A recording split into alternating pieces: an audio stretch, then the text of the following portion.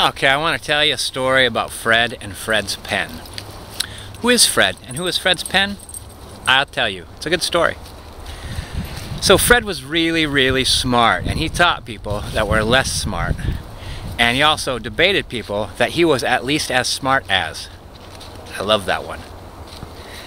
Sometimes when debating with people, he'd wave this paper at them called the PhD, and they'd have to recognize his smartness. And sometimes they'd shut the hell up.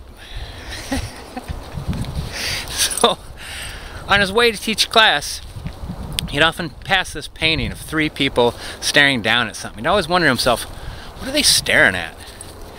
Is it like something broken on the ground? Is it cracks in the ground? Is it a fire? Geez, marks. He didn't know what it is, but the three people staring down each had a different expression. One was happy, one was kind of neutral, and the other was angry. So he's like wondering, what's going on?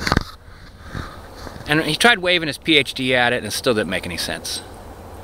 So then he'd continue on to class, and while teaching class, while throwing out the knowledge into the silence, sometimes some student would drop their pen. Be like, knowledge, knowledge, knowledge, pen drop! And Fred would go, ugh. And the next day, same thing. It'd be a different student. If it was the same student, that PhD would have got rolled up and they would have got swatted on the nose. But it was a different student all the time, and so Fred was just always like suffering the pens dropping. Then you have to walk by that stupid painting again and still not understand what in the world they're looking at. And then one day, while Fred was out putting out the knowledge into the near silence, and no one had dropped a pen yet, bang! The pen dropped. It was Fred's pen. And as Fred looked down on that pen, he suddenly realized he's one of the three characters in that painting. And what those characters are looking down at isn't cracks. There's nothing broken there. It's not like an old fire. It's a bunch of pens. And Fred realized, I could decide which person I am. Which one of the paintings. Am I the angry person? Because everyone drops pens. Am I the calm person? Because pens are just going to drop. Or, it's kind of funny, actually, that we just keep dropping pens. Even though sometimes it bothers us, sometimes we're the ones doing it. That's the story of Fred's pen. Recognize.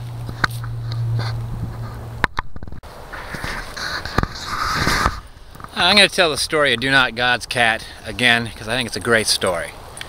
And who is Do Not God, and who is Do Not God's cat? I'll tell you. Do Not God, an atheist. He believes life is suffering, and he's a general kind of a grump. And one day he was grumping along the river, and he heard this crying, this miserable, pitiful crying. And he looks into the stream, and there is this cat clutching onto this jagged piece of rock sticking out of the middle of the stream. And it's totally drenched, barely holding on, 100% miserable, complete dejection. And Do Not God looked over and said, man, that's a great example of life. Like someone maybe even threw that cat in the river from the bridge. People suck. And then he grumped his way on down to the cat.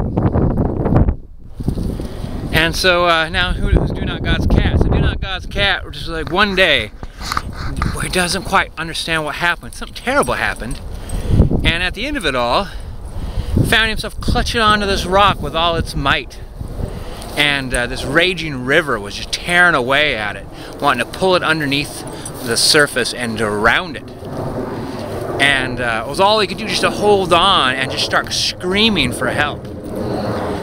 And suddenly, this creature arrived, somehow crossed this raging river, lifted Do Not God's cat bodily up into the air, and whisked it away to a place where it was warm, and it got dried and fed and there was affection and petting and brushing, and there were other cats to meet, and man, it was an awful lot like heaven.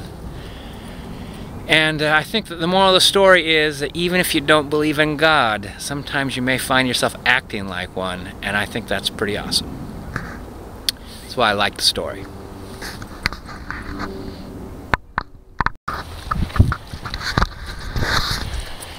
This is a story about Laura Layla and a sparkle pony. Who's Laura Layla? What's a sparkle pony? I'll tell you.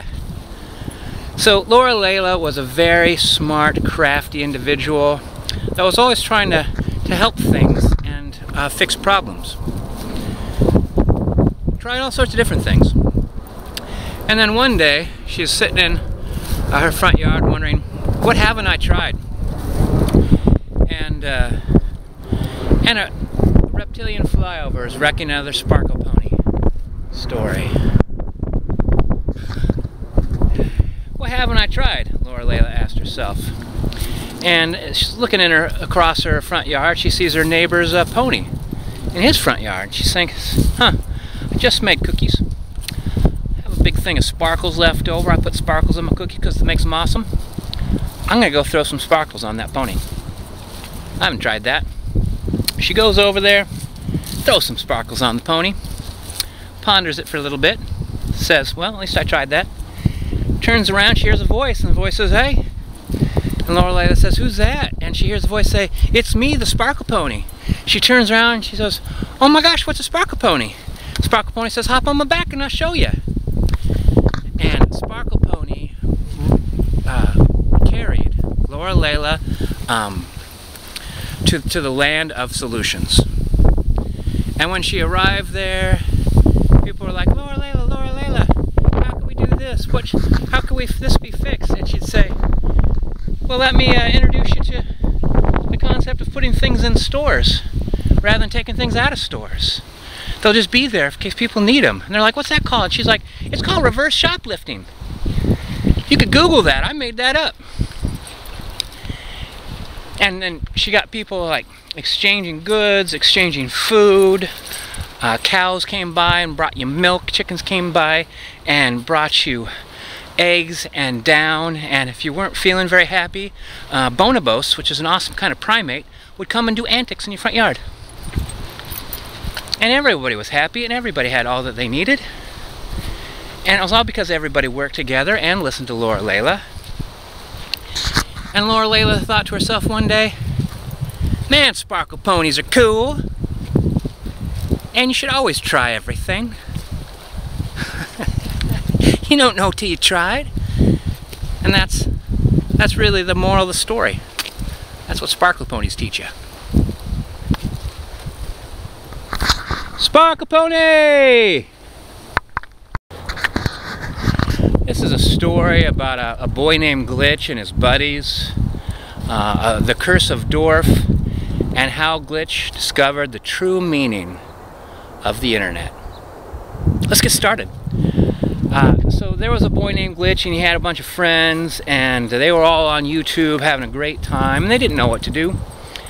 And they found this Dorf and they noticed some people were seemingly attacking the Dorf.